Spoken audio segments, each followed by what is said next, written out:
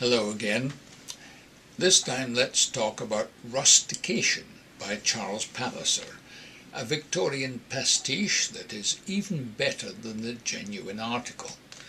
Indeed, I seem to be on a Victorian theme at the moment, having just talked to you about George Eliot's Middlemarch and Booker Prize winner Eleanor Catton's The Luminaries. Ever since I read his book The Quincunx, I've been hooked on the novels of Charles Palliser. He has a gift for writing complex Victorian-style mysteries that can stand comparison with those past masters, Charles Dickens and Wilkie Collins. These Victorian mystery themes run through his other books as well. Betrayals, for example, as funny as it is mysterious, and The Unburied, and they turn up here again in Palliser's latest novel, Rustication, for which we've had to wait almost as long as it takes for a case to go through Chancery. Palliser's plots are so complex the reader must pay close attention.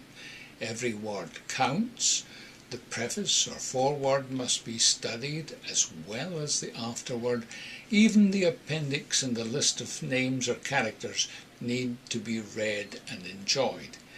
His choice of names for his characters rivals Dickens' gift in this regard.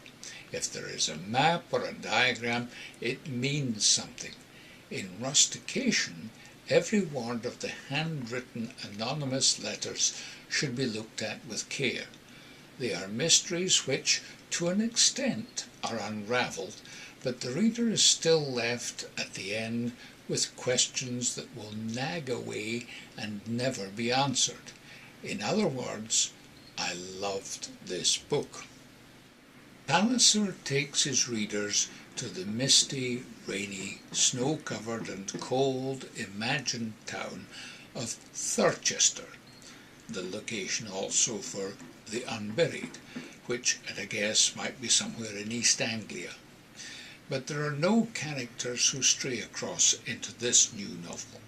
Instead, we have the young narrator Richard Johnston, who in the winter of 1863 has been rusticated from his Cambridge college for reasons that are teased out of him over the course of the book.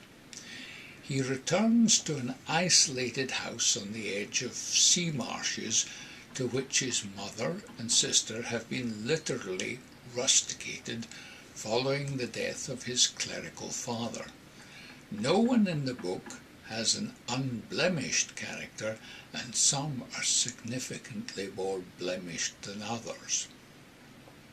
Johnston, of course, being a Victorian, keeps a journal which someone, whose initials are CP, has recently uncovered in the County Records Office.